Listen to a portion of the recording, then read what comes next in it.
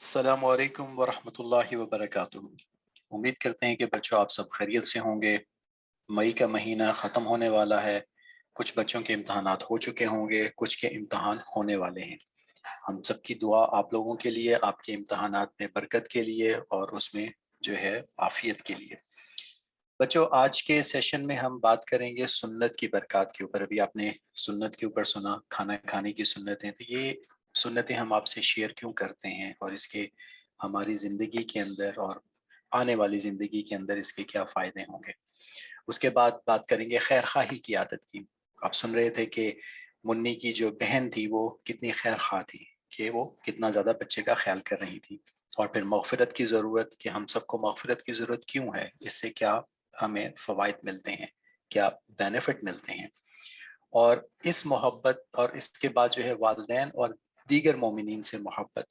سب سے پہلے محبت کا حق جو ہے وہ والدین کے ساتھ ہے، اساتذہ کے ساتھ ہے، دیگر مومنین سے، اور اس کے بعد باقی لوگوں کے ساتھ۔ تو اس سے ہمارے جو کریکٹر ہے، ہمارا کردار ہے، ہماری پرسنالٹی ہے، ان چیزوں سے، ان چیزوں کے اپنانے سے اس کے کیا فوائد ہمیں ملیں گے، اور کس طرح سے یہ ہمیں زندگی کے اندر وہ تمام کریکٹرسٹک جو کہ ہمارے اندر، وہ تمام عادات جو کہ ہمارے اندر ہونی چاہیے، ہم ان کو کس طرح سے اپنی زندگی کے اندر لائیں گے، اور یہ ہمیں زندگی کے اندر اور آنے والی زندگی جو کہ ہمارا سپریم آبجیکٹیو ہے، سب سے امپورٹنٹ آبجیکٹیو ہے، سب سے اہم ہمارا مقصد حیات ہے، کہ آنے والی زندگی جو کہ اس دنیا کے بعد کی زندگی ہے، اس میں ہمیں کیسے مدد کریں گی۔ تو اکٹھے سنتے ہیں بچوں، اور کوشش کرتے ہیں کہ یہ ساری چیزیں ہماری زندگی کے اندر آ جائیں۔ سب سے پہلے بچوں، سنت کی برکت سے اللہ کریم کی محبت متوجہ ہوتی ہے۔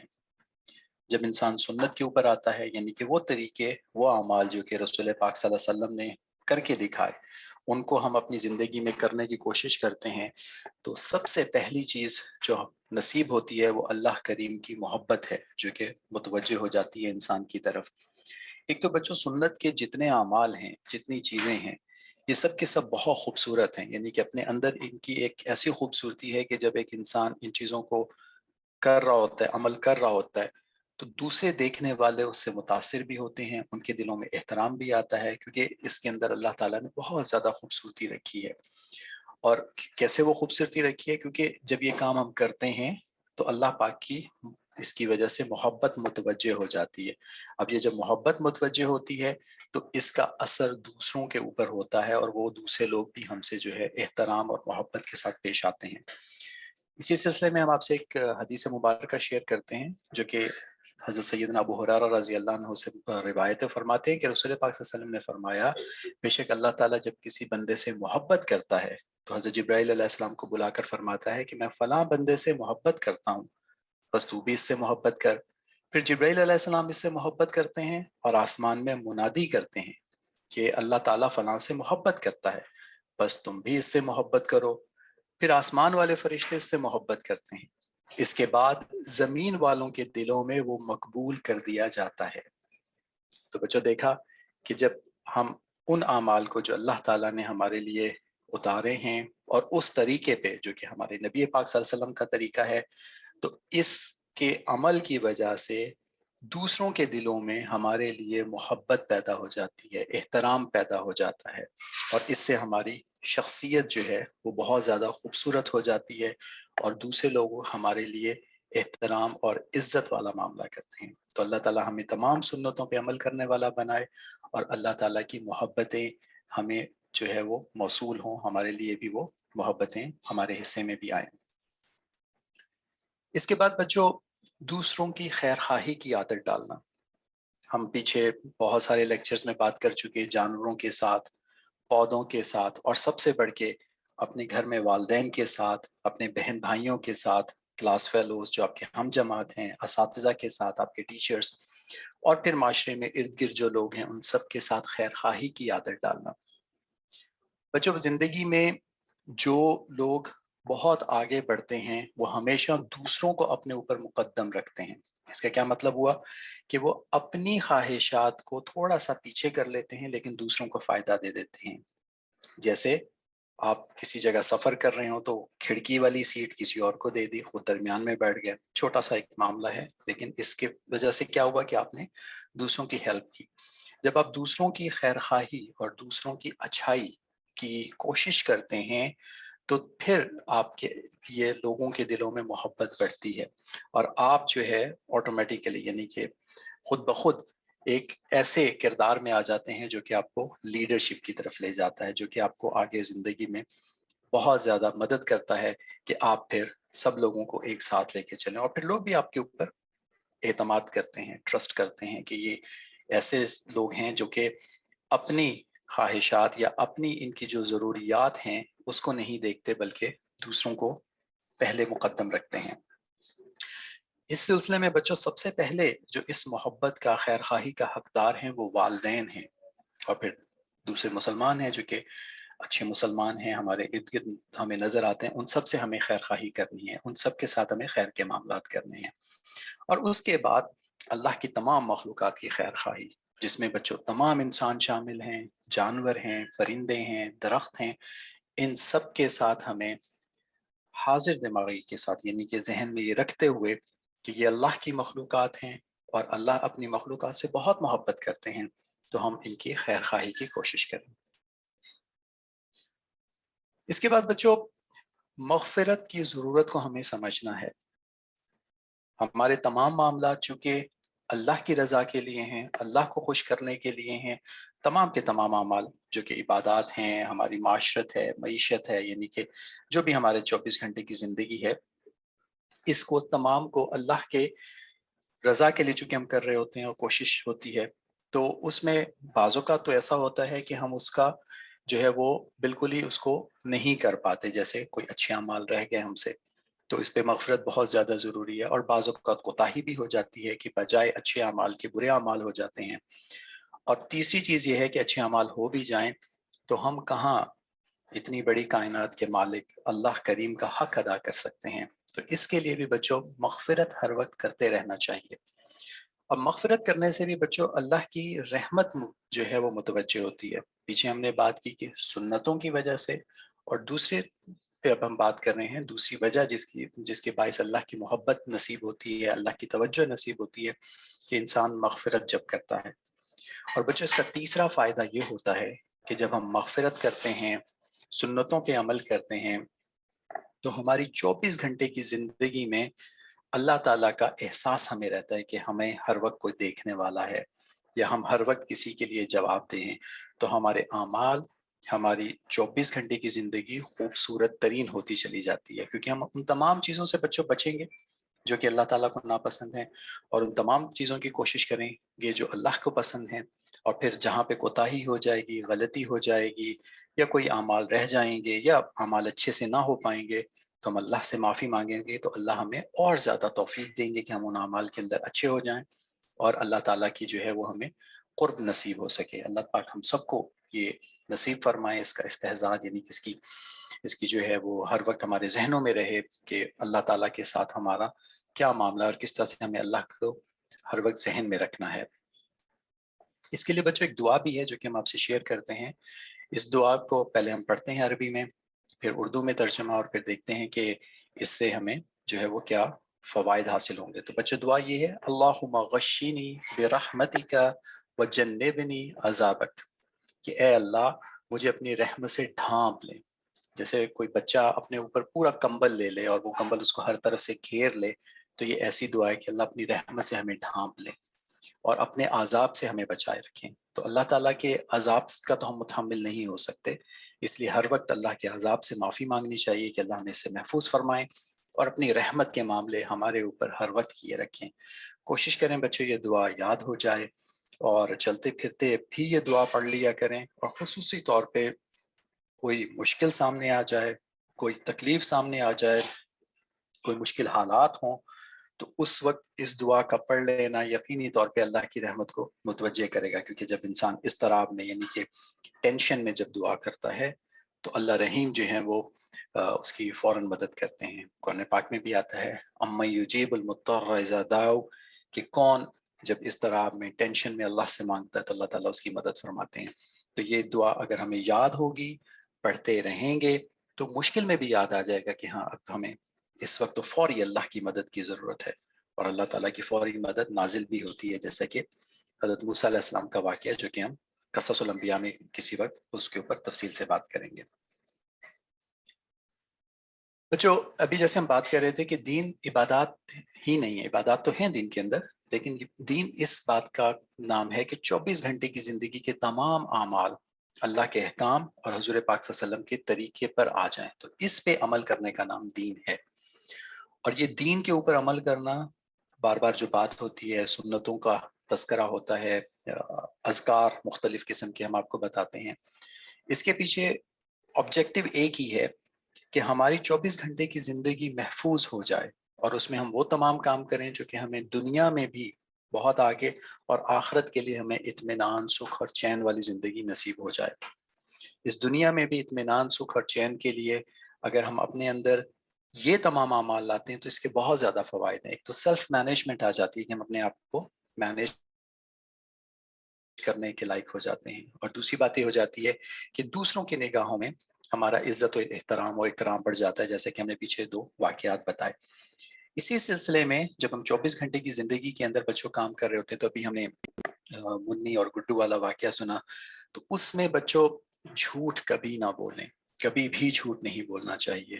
آپ کو اپنے اندر حوصلہ ہو کہ آپ سچ بول سکیں، سچی بات کر سکیں۔ اور ایک بات یاد رکھیے گا بچوں، جھوٹ کبھی نہ کبھی معلوم ہو جاتا ہے، اور خصوصی طور پہ بچے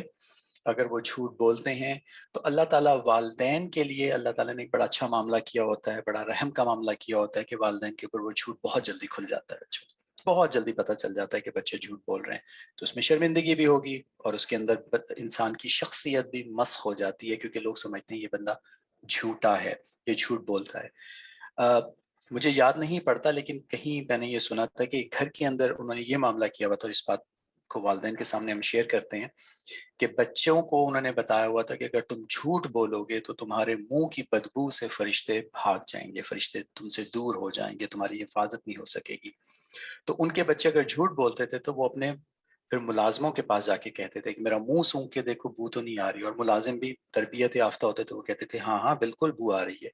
تو بچوں کے اندر آہستہ آہستہ اس طرح سے جھوٹ بولنے کی عادت ختم ہو جاتی تھی۔ تو اس طرح کے چھوٹے چھوٹے ٹوٹکے اگر بچوں کی زندگی میں شامل کر لیے جائیں تو امید ہے کہ بچے جھوٹ سے بچ سکیں گے، اور بچے خود جو ہے اس کی کوشش یوں کر سکتے ہیں کہ جیسے ہماری کلاس میں ایک بچہ ہوتا تھا، وہ اپنے ہاتھ کے اوپر انہوں نے ایک دن دھاگا باندھا ہوا تھا، تو ہم نے پوچھا کہ یہ کیا کیا ہوا ہے، تو اس نے کہا کہ اس لیے باندھا ہے مجھے یاد رہے کہ میں جھوٹ نہیں بولوں گا، اور یہ میری والدہ نے مجھے کہا تھا۔ اور اس کے بعد آہستہ آہستہ وہ تقریباً کوئی 1 ڈیڑھ مہینہ وہ اس کی پریکٹس کرتے رہے، اللہ نے ان کی پھر عادت بنا دی کہ وہ جھوٹ سے بچنا شروع ہو گئے۔ تو اللہ تعالیٰ جھوٹ ہماری زندگیوں سے ختم فرما دیں، آمین۔ اب اس پہ بچوں ہم آپ کو جلدی سے ایک واقعہ سناتے ہیں۔ حضرت شیخ عبد القادر رحمہ اللہ کا یہ واقعہ ہے کہ 18 سال کی عمر میں جب آپ نے اپنی والدہ محترمہ سے مزید تحصیل علم کے لیے بغداد جانے کی اجازت طلب کی، تو انہوں نے والد صاحب کے ترکے کے 80 دیناروں میں سے آدھی رقم یعنی 40 دینار ان کی جیکٹ گدڑی میں سی دیے اور دعا کے ساتھ رخصت کیا۔ سید عبد القادر رحمہ اللہ نے اس وقت کہا کہ مجھے کوئی نصیحت فرمائیں، تو والدہ محترمہ نے کہا کہ ہمیشہ سچ بولنا اور جھوٹ کو کبھی پاس نہ پھٹکنے دینا۔ تو یہ ان کی والدہ نے ان کو نصیحت کی، اور آپ جو ہے وہ اس نصیحت کو سننے کے بعد آپ نے اپنی بوڑھی ماں سے اس بات کا عہد کیا اور رخت سفر باندھا، سفر پہ روانہ ہو گئے۔ جب علم دین حاصل کرنے کے لیے جیلان سے بغداد قافلے کے ہمراہ روانہ ہوئے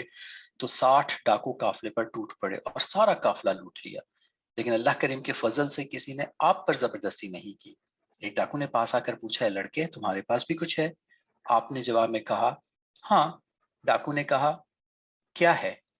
آپ نے کہا 40 دینار۔ اس نے پوچھا کہاں ہیں؟ آپ نے کہا گدڑی میں۔ ڈاکو اس سچ بولنے کو مذاق سمجھ کر چلا گیا، اس کو یقین ہی نہیں آیا کہ کسی کے پاس مال ہے اور وہ چھپا ہوا ہے، اور اس کے باوجود وہ بتا رہا ہے اور بچہ ہو کے بتا رہا ہے کہ ہاں میرے پاس یہ پیسے ہیں۔ جھوٹ بول سکتا تھا، لیکن ڈاکو یہی سمجھا کہ یہ بچہ مذاق کر رہا ہے۔ اس کے بعد کیا ہوا کہ ایک اور جو ہے وہ ڈاکو وہاں پہ آئے اور انہوں نے آپ سے سوالات کیے، اور آپ نے بھی اس کو جوابات وہی دیے، اور وہ بھی اسی طرح مذاق سمجھتے ہوئے چلتا بنا۔ جب سب ڈاکو اپنے سردار کے پاس جمع ہوئے تو انہوں نے اپنے سردار کو آپ کے بارے میں بتایا، تو سردار نے آپ کو بلا لیا اور آپ سے پوچھا کہ تمہارے پاس کیا ہے؟ آپ نے وہی بتایا 40 دینار ہیں۔ ڈاکوں کے سردار نے تلاشی کا کہا، اور جب تلاشی پر 40 دینار برآمد ہوئے تو اس نے حیرت سے پوچھا کہ اے لڑکے، تمہیں معلوم ہے کہ ہم ڈاکو ہیں اور جو کچھ لوگوں کے پاس ہو وہ لوٹ لیتے ہیں، پھر تم نے کیوں اپنے اتنے چھپے ہوئے 40 دیناروں کا بتایا؟ آپ نے فرمایا کہ میری ماں نے مجھے نصیحت کی تھی کہ ہمیشہ سچ بولنا، تو میں کیوں کر 40 دینار کی خاطر اپنی ماں کی نصیحت کو نظر انداز کر دیتا؟ تو یہاں پہ انہوں نے صرف اتنا بتایا کہ اس کے پیچھے آبجیکٹو یا جو ان کے ذہن میں مقصد تھا وہ یہ تھا کہ ماں کا حکم ماننا ہے، کیونکہ انہوں نے ماں سے کہا تھا کہ مجھے نصیحت کریں، تو ان کی ماں نے یہی نصیحت کی تھی کہ سچ بولنا، تو ان کو وہ یاد تھا، تو انہوں نے کہا کہ میں اپنی ماں کو کس طرح سے یہ بات کو رد کرتا۔ اب آپ کے یہ خیالات جب سنیں تو اس ڈاکو کے سینے میں پیوست ہو گئے اور شرم و ندامت سے اس کی آنکھوں سے آنسو نکل آئے، اور وہ بولا اے لڑکے، تم نے اپنی ماں سے کیے ہوئے عہد کا اتنا پاس رکھا، اور افسوس کہ میں اپنے خالق حقیقی کا عہد برسوں سے توڑ رہا ہوں، یعنی کہ اللہ کا عہد۔ یہ کہہ کر اس نے راہزنی، چوری اور باقی برائیوں سے توبہ کر لی، اور سردار کو دیکھ کر باقی ڈاکوؤں نے بھی ایسا ہی کیا اور قافلے کا تمام ساز و سامان واپس کر دیا۔ یہ پہلی توبہ تھی جو گمراہ لوگوں نے آپ کے ہاتھ پر کی۔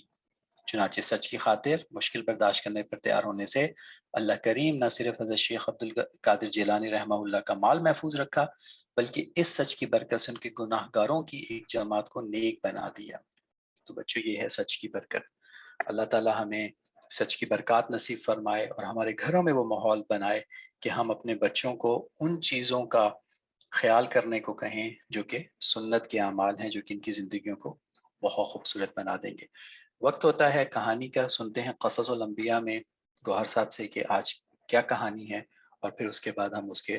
جو ثمرات ہیں، اس کے جو فوائد ہیں، اس کے اوپر بات کریں گے۔ السلام علیکم ورحمۃ اللہ وبرکاتہ۔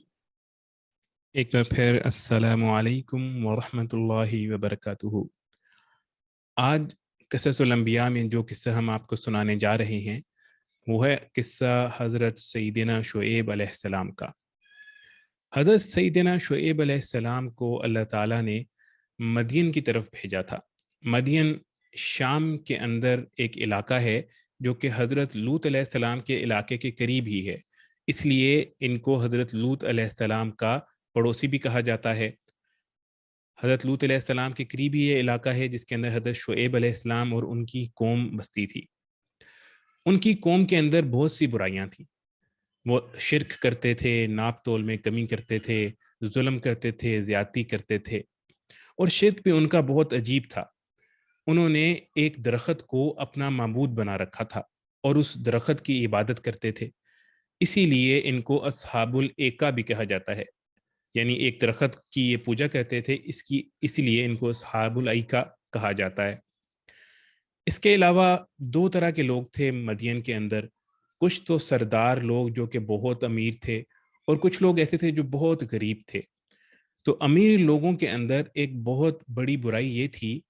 کہ شرک کے ساتھ ساتھ وہ ناپ تول کے اندر بہت کمی کرتے تھے۔ انہوں نے ایسی ترازو رکھے ہوئے تھے کہ جب ان سے کوئی چیز خریدنے آتا غریب آدمی تو اس کو تھوڑا سا تول کے زیادہ پیسے لے کے اور تھوڑا سامان دے دیتے، اور جب ان کو کوئی چیز بیچنے آتا تو اس کو بہت کم پیسے دیتے تھے، اس کا سامان زیادہ ہوتا تھا لیکن وہ اس کو پیسے کم دیتے تھے، اور ترازو کو اس طرح سے اوپر نیچے کر لیتے تھے کہ ایسے لگتا تھا کہ بالکل صحیح تولا ہے۔ تو یعنی وہ دھوکہ دیتے تھے اور ناپ تول کے اندر بہت کمی کرتے تھے۔ اللہ تعالیٰ نے انہی میں سے حضرت شعیب علیہ السلام کو ان کی طرف مبعوث فرمایا۔ حضرت شعیب علیہ السلام بہت ہی نیک اخلاق کے، بہت اچھے اور بہت اچھے طریقے سے بات کرنے والے نبی تھے، اور اسی وجہ سے ان کی زبان کی روانی کی وجہ سے ان کو خطیب الانبیاء بھی کہا جاتا ہے۔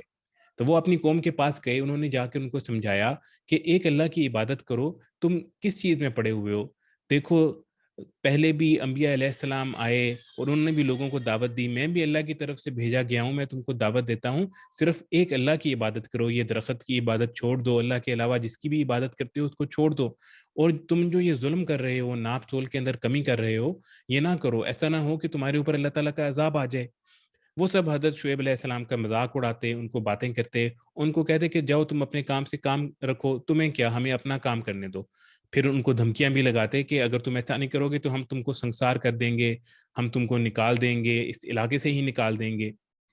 پھر کیا ہوا، حضرت شعیب علیہ السلام نے لیکن اپنی دعوت سے پیچھے نہ ہٹے، کیونکہ اللہ تعالیٰ کی طرف سے ان کو حکم تھا، وہ بار بار اپنی قوم کو دعوت دیتے رہے،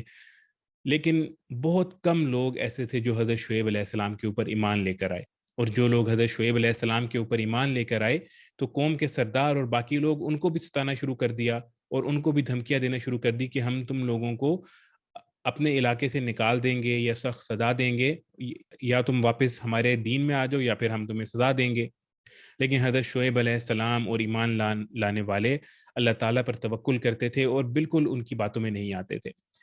انہوں نے جب بہت زیادہ تنگ کرنا شروع کیا تو حضرت شعیب علیہ السلام کو انہوں نے کہا کہ اچھا اگر ایسا ہی ہے تو تم آسمان سے ہمارے اوپر کوئی عذاب لے آؤ، تم ہمارے اوپر کوئی عذاب کیوں نہیں لاتے؟ حضرت شعیب علیہ السلام نے بہت کوشش کی لیکن انہوں نے حضرت شعیب علیہ السلام کی کوئی بات نہ مانی۔ بالآخر حضرت شعیب علیہ السلام نے اللہ تعالیٰ سے دعا کی کہ اللہ تعالیٰ ان سے ہمیں نجات دلا دے اور جو ان کے اوپر عذاب آنا ہے وہ آ جائے۔ ہوا کچھ یوں کہ کافی دن تک شدید گرمی ہوئی، سورج بہت تیز نکلا، پانی کی قلت ہو گئی، سائے کی قلت ہو گئی، کہیں ان کو سر ڈھانکنے کی جگہ نہیں ملتی تھی، سایہ نہیں ملتا تھا۔ کافی دن جب یہ حالت رہی، شدید گرمی رہی، تو سب لوگ مل کر انہوں نے کہا کہ جنگل کی طرف چلتے ہیں۔ سب لوگ جنگل کی طرف چلے گئے۔ جب وہ جنگل کی طرف گئے تو جنگل کی طرف کچھ دیر جب رہے وہاں پر، تو وہاں پر بہت گہرا بادل آ گیا، ایک سائبان آ گیا، جس کو دیکھ کر وہ بہت خوش ہوئے۔ انہوں نے کہا کہ چلو یہ تو اب بارش ہونے لگی ہے، یہ تو بادل آ گیا، اب اس سے بارش ہوگی۔ لیکن اصل میں یہ بادل عذاب لے کر آیا تھا۔ ہوا یہ کہ اس بادل سے بارش کی بجائے ایک چیخ نکلی، ایک چنگھاڑ نکلی، جس کی وجہ سے ان کی روحیں قبض ہونا شروع ہو گئیں، اور ساتھ ہی زمین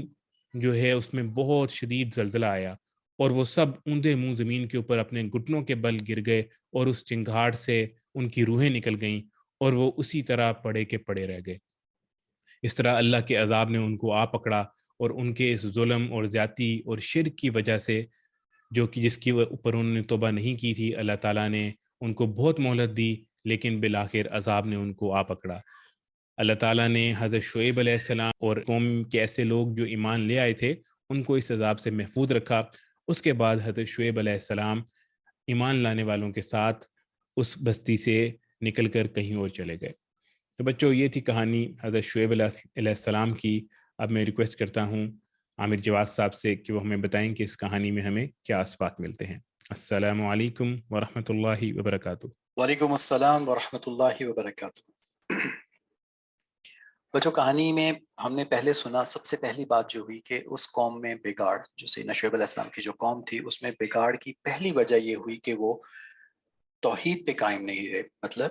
انہوں نے اللہ کے علاوہ کسی اور کی عبادت شروع کر دی۔ بچوں، جو قوم توحید پر قائم نہیں رہتی تو اس میں پھر ہر طرح کا بگاڑ، ہر طرح کی برائی جو ہے وہ شروع ہو جاتی ہے، کیونکہ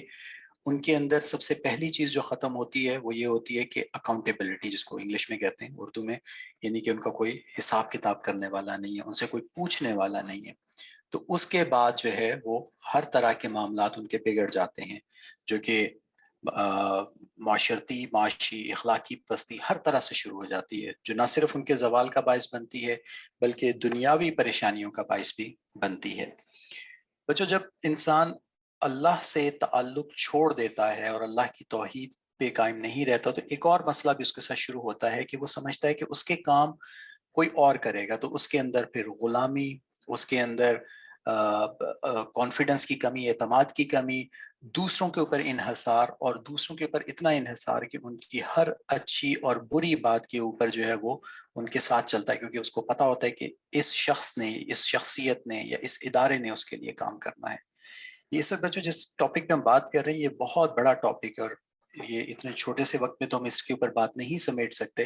لیکن اس بات کا اگر ہم ذہن میں رکھ لیں کہ اگر ہم اللہ کا استحضار، یعنی کہ اللہ کی موجودگی ہمارے ذہنوں سے آہستہ آہستہ محو ہونا شروع ہو جائے، نکلنا شروع ہو جائے، تو ہمارا انحصار دوسری چیزوں پہ بڑھ جاتا ہے،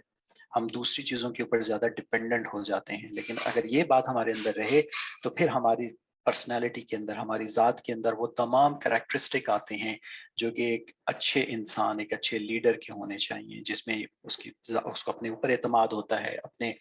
جو اس کے مشاہیر ہیں جس کو ہم سیلیبریٹیز کہتے ہیں، جو کہ اسلامک سیلیبریٹیز ہیں، یعنی کہ اولیاء اللہ ہیں، انبیاء کرام ہیں، ان کی حیات طیب جو ہے وہ اس کے اوپر اس کو اعتماد ہوتا ہے اور وہ انہی چیزوں کے اوپر پھر عمل کرتا ہے۔ تو اللہ تعالیٰ جو ہے اس بات کا نالج کا نور جو ہے یہ ہمیں عطا فرمائے کہ ہماری زندگیوں کے اندر یہ بگاڑ نہ آئے۔ اسی طرح سے اس کے اندر جب ہم دیکھتے ہیں سیدنا شعیب علیہ السلام کی قوم کے اندر، تو ان کی دلوں میں مال و دولت کی محبت بہت بڑھ گئی تھی۔ وہ سمجھتے تھے کہ بس یہ مال کمانا ہی ان کی جو ہے ذہانت اور مہارت کی وجہ سے ہے اور اس میں کسی چیز کا دخل نہیں ہے۔ پہلی بات تو یہ ہے کہ جب کسی بھی انسان کو رزق ملتا ہے وہ اللہ کی طرف سے ہی ملتا ہے، اور جب انسان اللہ کا خوف غالب رکھتا ہے تو اس کو پتہ ہوتا ہے کہ اس رزق کے معاملات بھی اللہ کے ساتھ ہیں۔ لیکن جہاں پہ وہ سمجھتا ہے کہ میں برا کام کروں، اچھا کام کروں، میں خود کما سکتا ہوں، تو پھر وہ اللہ کا خوف اس کے دل سے نکل جاتا ہے اور پھر اس کو اپنے وہ اعمال بھی بڑے اچھے دکھتے ہیں کہ میں بہت اچھا کام کر رہا ہوں، جبکہ اس کو پتہ نہیں ہوتا کہ وہ تباہی کی طرف جا رہا ہے۔ پچھلی قوموں میں تو یہ ہوتا تھا کہ پھر اللہ کا عذاب آیا کرتا تھا۔ ہماری قوم کے ساتھ یا ہمارے جو امت ہے اس وقت مسلمان ہیں، ان کے ساتھ معاملہ یہ ہے کہ ان پہ وہ عذاب تو نہیں آئے گا جس طرح سے پہلی امتوں پہ آئے گا، لیکن بہرحال دنیاوی طور کے اوپر ان کی زوال، ان کی عزت میں کمی اور ان کے اوپر بہت زیادہ پریشانیاں اور تفکرات جو ہے وہ آئیں گے، جو کہ آج ہم اپنے معاشرے میں دیکھتے ہیں۔ تو ان چیزوں سے بچنے کا سب سے بہترین حل یہ ہے کہ تمام کام اللہ کے احکام، اللہ کے خوف اور رسول پاک صلی اللہ علیہ وسلم کے طریقے پہ کیے جائیں۔ اور آخری بات آج کے سلسلے میں کہ جب مال بڑھتا ہے، خصوصاً حرام مال، تو ہدایت میں رکاوٹ پیدا ہو جاتی ہے، دلوں کے اوپر اتنا وہ سیاہ اثر آ جاتا ہے اس کا کہ دل پھر ہدایت قبول ہی نہیں کرتے، وہ روشنی جو ہے انسان قبول ہی نہیں کر پاتا۔ تو جب مال کی کثرت ہو رہی ہو، بلکہ کسی بھی کام کی کثرت ہو رہی ہو، کچھ ہمارے بزرگوں کے متعلق واقعات آتے ہیں کہ وہ دین کی بہت زیادہ خدمت کرتے تھے اور پھر اس پہ روتے تھے کہ کہیں یہ اللہ کی آزمائش نہ ہو، ایسا نہ ہو کہ ہمیں اپنے یہ اعمال اچھے لگ رہے ہوں اور بعد میں پتہ چلے کہ یہ اعمال اچھے نہیں۔ تو اس پہ بھی وہ بہت زیادہ اللہ کے ہاں استغفار کرتے تھے۔ جیسے شروع میں ہم نے آپ کو بتایا کہ استغفار تو ہمیں ہر حال میں اللہ سے استغفار کرنا چاہیے، اللہ کی طرف متوجہ ہونا چاہیے۔ اس کے بعد اس سیشن کو ختم کرنے سے پہلے سٹار بچے ہمارے حلیمہ صدیقی، ان کا کام ہمارے سامنے ہے، ماشاءاللہ تمام اعمال پہ بہت زیادہ عمل ہو رہا ہے، درود شریف کی کثرت بھی چل رہی ہے۔ اور اس کے بعد یاسر صدیقی کا کام ہمارے سامنے ہے، ماشاءاللہ یہ بھی ہمارے سٹار بچے ہیں جن کا کنسسٹنسی کے ساتھ متواتر کام آتا ہے۔ بچوں یہ متواتر کام کرنا، کنسسٹنسی لانا، یہ آپ کی شخصیات کے اندر یہ بہت بڑا اللہ کا انعام ہے۔ اگر پیرنٹس ہماری بات سن رہے ہیں تو اپنے بچوں کے اندر یہ کنسسٹنسی لائیں تاکہ بچے جو ہیں وہ نہ صرف ان اعمال کے اوپر آ سکیں بلکہ دنیا کے تمام معاملات میں وہ بے حد ترقی کر سکیں، دوسروں سے آگے بڑھ سکیں، اور آخرت تو یقیناً جو ہے وہ ہمارا پرائم آبجیکٹو ہے۔ اللہ تعالیٰ ہمیں اس کی طرف متوجہ رکھنے کی توفیق عطا فرمائے۔ چھوٹے بچوں کا سیشن یہاں پہ اختتام پذیر ہوتا ہے، لیکن ہمارے ساتھ رہیے گا کیونکہ دعائیں بھی ہوں گی، اور جو دو پہلے سیشن ہوئے ان کا ریکیپ بھی عامر عثمان صاحب کریں گے۔ عامر عثمان صاحب کو دعوت دیتے ہیں کہ پروگرام شروع کریں۔ السلام علیکم ورحمۃ اللہ وبرکاتہ۔